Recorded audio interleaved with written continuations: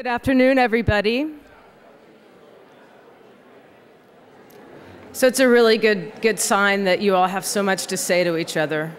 It would be terrible if this room was silent right now. There's much to think about, much to talk about. And I think what we've done with the agenda today is just packed it full of things to fill your minds with and provocative speakers, provocative thoughts. And through this process, we hope that we're enabling you all to be more deeply engaged in policies to combat climate change and other big, deep issues of this moment in time. My name's Cheryl Brown. I'm a labor specialist at the UC Berkeley Labor Center, and it's wonderful to have you all here. I want to make a couple announcements. One is we really encourage everybody to stay through this afternoon's workshops and through to the closing plenary. We have some amazing speakers that are really going to, again, have presentations and allow time for discussion about where do we go from here. So it's a quick synthesis in your minds, where do you go from here, but we want to really allow some time. So this isn't a theoretical conference, but it's really meant to, put some juice and into your ability to move forward on this. So one thing that I think is really important to think about as I begin to, and also there's a reception. So after our plenary this evening, please join us for a reception, 5:30 to 6:30 or so. So how many folks here are from organizations that have a membership that you're accountable to? So this is a really important question. We're all here in this room. We're thinking, we're hearing new things. We're hearing about policies that are happening in Copenhagen, that are happening in Sacramento. We're hearing science that's pretty dire. But we're also at the back of our minds thinking about, well, that's great, but how do, what do my members think about this? I'm a leader in my organization. I'm a staff person. I'm accountable to these folks. That's really critical. It's a critical key for all of us thinking about these things and working in alliances, in blue-green alliances, and alliances with business and academics, that ultimately many of us are accountable to our membership. And we have to think about how to have dialogue with them, how to listen to them, how to educate them.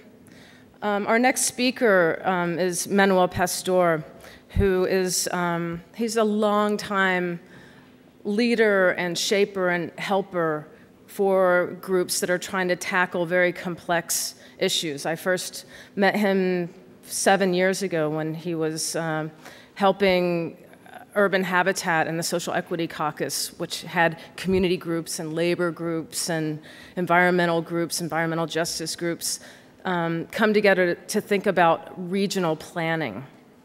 So he has many, many years of experience helping us think through how to bring our bases along to tackle really complex issues where we're historically on opposite sides. There's some really critical issues around, people here and now, our livelihoods, our careers. Art Pulaski this morning was talking about the trained workforce. So where does a trained workforce go in the new economy? People that are my age, we've been working to develop our expertise in something, our skills.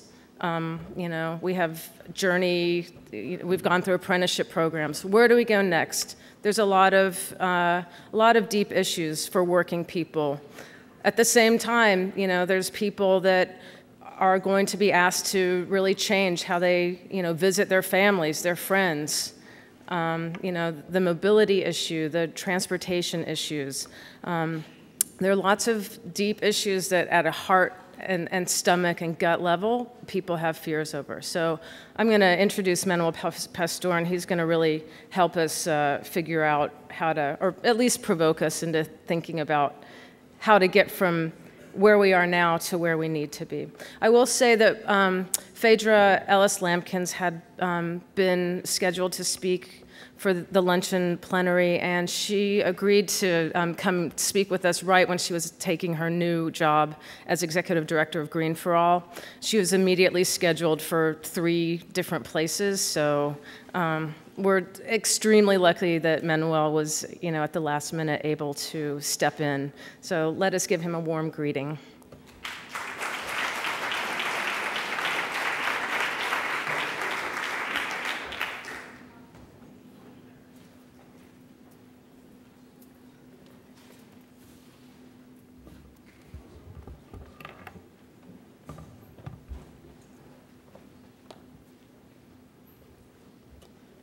Thank you, Cheryl.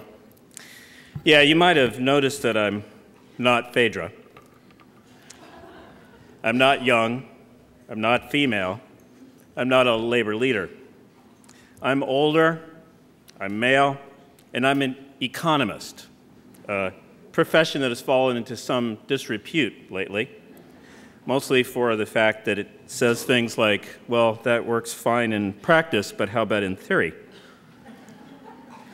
And I'm also not a person who catapulted from being the youngest person to head a Central Labor Council to being the head of a dynamic new organization called Green for All. I'm a professor, as Cheryl mentioned, and I am founder of Brown for One, a much smaller Latino group which is hoping to add members today and become Brown for 10. If necessary, we may have to dilute our standards and allow in others, in which case we'll become Tan for 12. But I was asked to sub in last week and was quite willing to do this for Phaedra and for this conference, and asked to address the potential significance of green jobs, thread this through with issues of social equity, contemplate the politics of moving forward, note the implications for the debates in Washington, stress the role of labor, and lay out a short plan for saving the earth, passing EFCA, and persuading CSII and HERE to kiss and make up.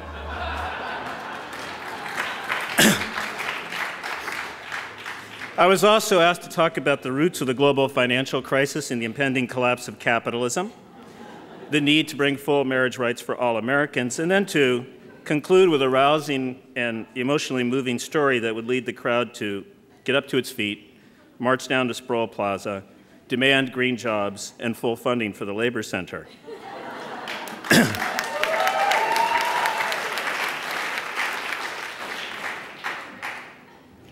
It ain't going to happen. What I am going to do instead is say a few things about why, on the one hand, climate change is real, and you got warning about that early this morning, but that 2 other things are just as real. One is the climate opportunity, and the other is the climate gap. The climate opportunity that we usually go to is the issue of green jobs. But there's a much broader opportunity that's open in the current epoch.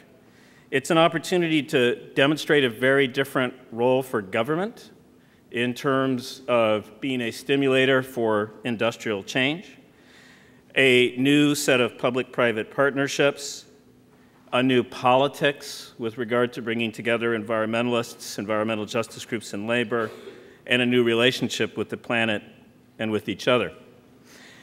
And aside from that climate opportunity, we will only get there by addressing the climate gap, the fact that those who are contributing the least to climate change have been paying the most for its effects, and if current plans move forward, may be paying the most for adaptation and mitigation. So that's what I want to talk about in particular, and do that by focusing in on sort of 5 dimensions of equity to be thinking about as we go through these debates in the years to come. 3 different key takeaways that at least research is beginning to tell us might be important. So 5 dimensions of equity 3 key takeaways for policy, and then one final thought. So in terms of these 5 key dimensions of equity, one, of course, is consumer equity. One of the things that, despite the fact that the model suggests rather optimistically that when we raise energy prices, we'll easily absorb that as a society, generate new jobs, et cetera, is that there's bound to be a regressive character to higher energy prices that might be driven by carbon charges, certainly will be driven by petroleum shortages in the future. It's estimated that African Americans, for example, spend 25% higher share of their salary in terms of energy. And even if you were to contemplate a very modest carbon charge of $15 a ton, it amounts to a charge that has about twice the impact on households in the lowest quintile as it does for those who are in the highest quintile because of the relative shares that they spend on energy. So one of the dimensions that we need to be thinking about as we move forward is this consumer equity. And Holmes Hummel was talking in a really great workshop earlier about this, and in particular about the different strategies with regard to rebating low-income consumers for their charges in terms of energy that might result from a cap-and-trade program, from carbon fees, et cetera. And these really revolve around giving dividends back to people to help compensate for their energy costs. But it's important, as was being mentioned in the earlier session, to understand that part of what we really do want to do is drive energy costs up. And the issue really is to try to keep incomes constant for those on the bottom and at the same time drive up energy costs to encourage the kind of behavior that will lead to reductions in energy use. And when we do this, it becomes important then to think about strategies that involve trying to basically get income back to low-income consumers, try to increase the earned income tax credit for those who are working, et cetera. These are important sets of consumer equity issues, and they're ones that are not being addressed automatically in the mechanisms that are being thought of. They're particularly important because low-income consumers tend to live in houses that have the least adequate air conditioning, heating systems, et cetera, will be facing significantly higher energy costs more than others. So consumer equity is very important. The topic of this conference, worker equity, is very important.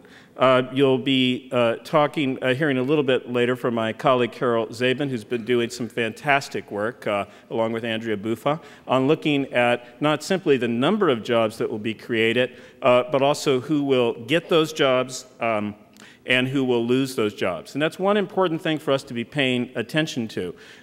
You know, I'm going to, twice in this talk, quote stars of rap or hip-hop, and some of you may remember the group Public Enemy.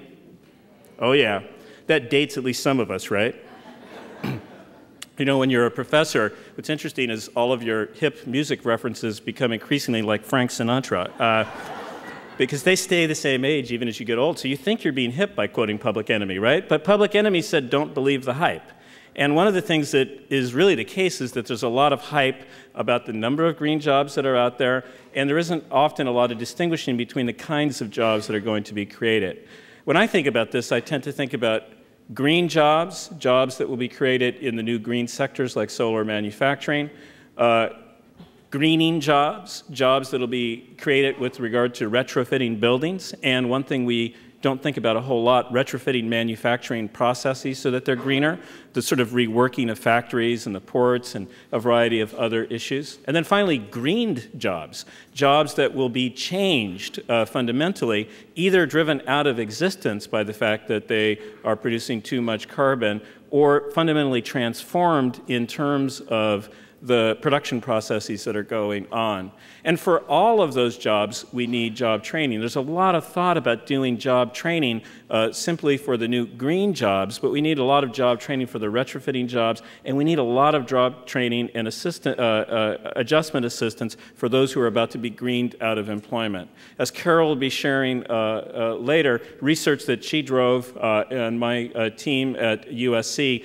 Contributed to really wound up taking a look at at the fact that a lot of the heavy emitters in California have a significant minority workforce, significant unionized workforce, pay higher wages, and we really need to be thinking about the adjustment issues that are there. We also need to be thinking about leakage issues and whether jobs will move out of state. This is something that she'll be talking about as well. So we're talking about consumer equity, we're talking about worker equity, and we need to be talking about environmental equity as well. Now, this is something that's been brought up a lot by colleagues in the environmental justice movement. It's something that's very important to understand in terms of the depth of feeling and intensity around these issues that's out there in the community. Now, it is the case that the current risks from climate change are distributed unequally by race and income. If you look at what the best research is telling us now about who is the most vulnerable to extreme weather incidents, like heat, you see, for example, that those who are most vulnerable are certainly the poor, the elderly, African Americans, that there's really very much a sort of income dimension and a race dimension to who is the most vulnerable to heat waves. It's estimated by the state of California that if there's a new heat wave again in Los Angeles County, that African Americans will have twice the rates of morbidity as others in that community. There are very significant differences in terms of disease and even significant differences in terms of sea level. I remember when I first heard about climate change and rising sea level, I kept thinking, my God, that's just Malibu, right? And then what you begin to realize is it's West Oakland, and it's Bayview Hunters Point, and it's Wilmington, which is actually 6 feet below sea level, and it's the jobs at the ports. It's a variety of very significant things. And one of the worries that many people have is that in the rush to address the rise of sea level, that what we're going to wind up doing is protecting our economic assets, but not protecting important residential areas like Bayview Hunters Point, which may not be thought to have a tremendous amount of economic value in terms of their productive capacity, but hold such a significant role for the community in terms of being important parts of the cultural history, particularly of African Americans in California. So we've got a disproportionate landscape in terms of risks.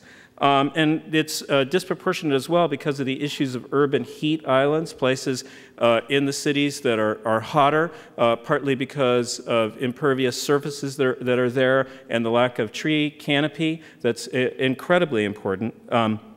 Urban heat islands don't contribute much to the overall rise in temperature, but they certainly lead to localized places of very high temperature. And we have a whole set of potential opportunities often not thought about in terms of green jobs with simply planting trees in many low-income communities, which will be very important for people's health and will certainly lower at least the experience of temperature for many people. But there are also significant concerns about the cap-and-trade program itself and other strategies of mitigation. And the way to think about that is, at least the way I tend to think about it, is the cap part of cap-and-trade is equal. Everybody benefits from a reduction in greenhouse gas emissions. The trade part is inherently unequal, or nobody would trade. I mean, the reason you trade is because you're going to not do a reduction in your neighborhood, and you're going to have the reduction occur in someone else's neighborhood. Now, from the point of view of greenhouse gas emissions, that really doesn't make much of a difference. It doesn't make much of a difference because reducing the greenhouse gas emissions in one location has the same effect on the world as reducing greenhouse gas emissions in another location.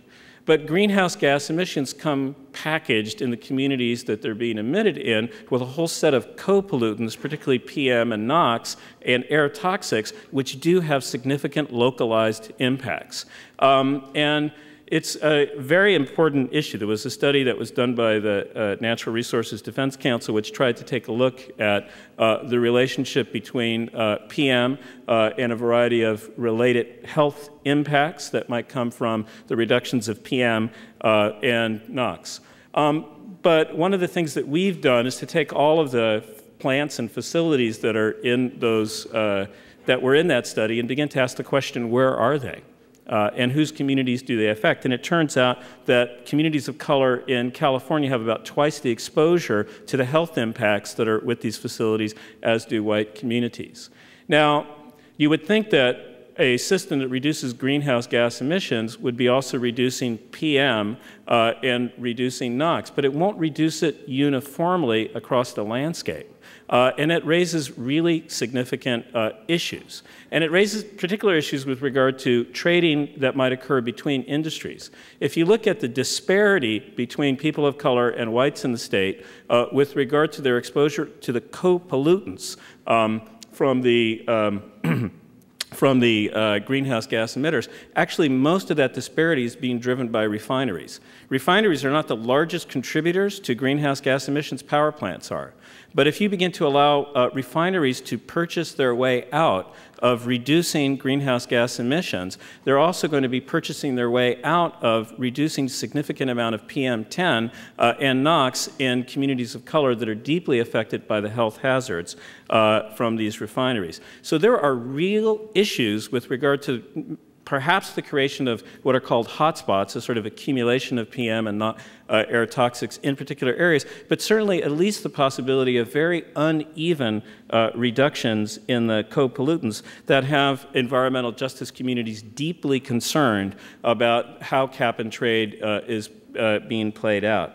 Now, we can begin to address this, and I will say two things. One is that that problem, the potential problem of co-pollutants not being reduced, basically giving up really significant health benefits and potentially creating hotspots as well, is a problem that's also characteristic of any kind of charge system. So it's not just cap and trade. A fee system or a tax system would still wind up with the co-pollutant problem, because essentially what's going on is that we are in a market system trying to price in one externality, that is the price of carbon, without pricing in the rest of the externalities, which are the health benefits that are associated with those other pollutants as well. Now, we can begin to address this. We can begin to address this by thinking about environmental justice areas from which we would permit no trade. Those might have a name. I'd like to call them the Environmental Justice Action Zones, because that would have the acronym EJAZ. And I just think that's so cool. I would want to live in one.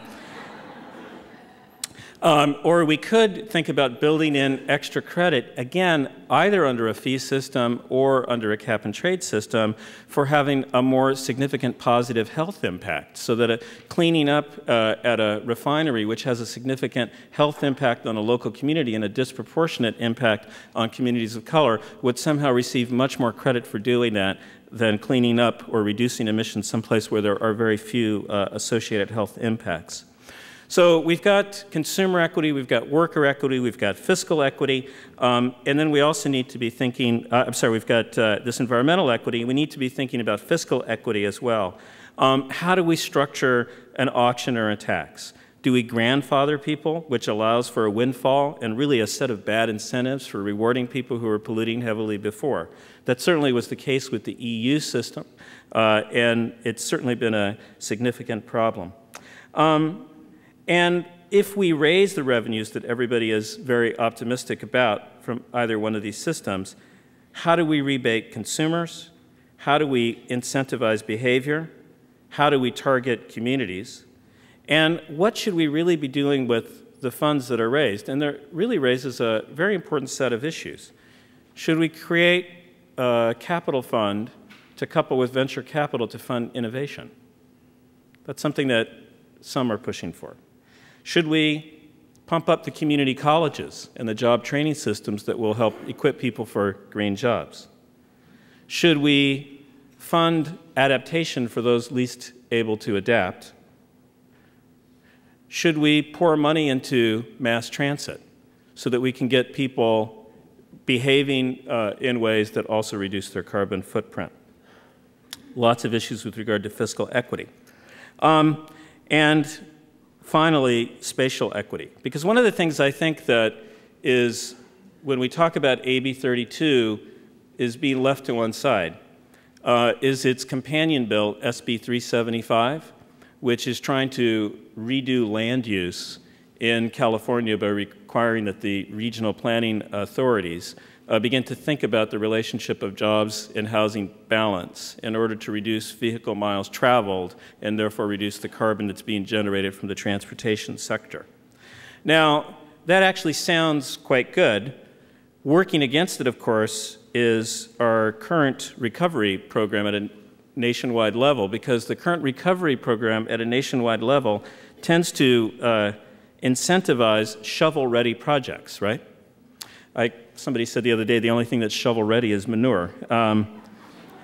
And when you think about it, a lot of the kind of projects that are shovel-ready do fit in that category, right? They're in more freeways, more sprawling infrastructure, really not the projects that we actually need the most to become more compact and reduce our carbon footprint are not shovel-ready because we haven't been building in that direction for a very long time. And so if we have focused just on these shovel-ready projects, are going to tend to reinforce existing sprawl, and we're going to tend to reward those who are best prepared and best linked in terms of work, and not really reach the hard-to-reach populations that so many of you, so many of us care about. So we really need to take advantage as well of what SB 375 about land use will be doing in the long run, and try to make sure that communities do benefit from the urban reinvestment, the more compact living that will be a result of that. Now, let me talk about sort of 3 key directions, and then I will end with that rousing conclusion that we'll have you all march down to Sproul Hall, haul the Chancellor out of his office, and demand full funding for the Labor Center. Actually, you may wind up having to march all the way to Sacramento for that, but we'll let Carol issue the call to arms later. So 3 key directions. One thing I would say is get the design right. This whole set of debates about cap and trade, it's very complicated. You're learning about it today. And we are warned away by those who are sometimes called carbon blinders, which is a very interesting term, those who are focused just on carbon, which is really not that they're blind to carbon, but that they can't see anything but carbon. That we shouldn't load into a cap and trade system a bunch of other complexities like protecting communities, diverting funds to train workers, because what it's going to do is make the system so complex that it'll be really hard to administer. And there's a point there. You can make it too complex. But we definitely need to pay attention to the tax and price burden. We need to think about how do we generate programs that actually have sufficient outreach to communities that need the employment. How do we have safeguards that protect environmental justice communities? How do we create new ways to incentivize smarter growth? All of this makes the policies more complex. But the problem is complex. And the problem is multifaceted. And the problem requires that we not opt for the simplest of solutions when we've got a range of really complex side problems, called side problems. But geez, you know, if you live right next to a refinery and it's about to, under a cap and trade system, not clean itself up, and your child is going to suffer from asthma, and he or she is not going to do well in school, that does not seem like a side problem.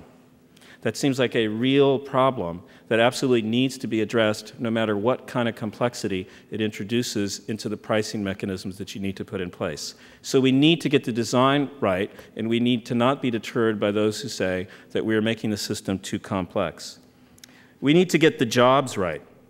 And here I think it's very important to think about the fact that when we say green jobs, what we generally mean. I know when you say green jobs, you're probably thinking to yourself, green jobs, that's a job that's cleaning the environment, and it's got a good wage attached to it and a career path, and it's unionized, and then you can buy a home, and your kid can go to college and become president, and it's like that green job is like everything, right?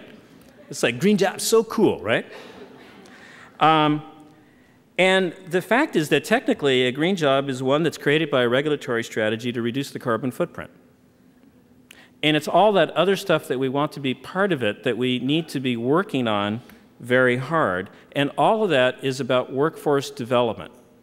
And traditional workforce development and some of the new innovative stuff that is sometimes boring and grueling work. It involves looking at economic sectors. We can take what we've done to think about logistics, or take what we've done to think about the entertainment industry or the health sector, and begin to apply that to the kinds of analyses that need to happen with these new green jobs. And we need to take a look at a lot of the research, I think, that's been done about labor market intermediaries that help people find jobs and which ones are the most successful. Now, I wrote a book on this, which is called Staircases or Treadmills, which is available from Russell Sage. It's also available on Amazon.com. Some of you may go ahead, get online right now and buy it. It's a very good book. Many of you know that it's being made into a major motion picture, in which I'll be portrayed by Antonio Banderas. I'm extraordinarily excited about it.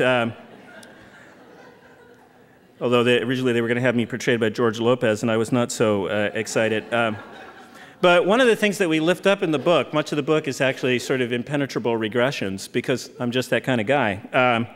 But one of the things that we lift up in the book is that these labor market intermediaries do three things. They do market meeting. They help the demand and supply side of the labor market meet each other, right, through basically job placement. They do market molding, which is really training on the supply side so that you can get workers ready for the employment that exists, and that in some cases they do market molding, market making, that is that they try to really reshape the demand side of the economy. But it's very few labor market intermediaries that help to reshape the demand side of the economy.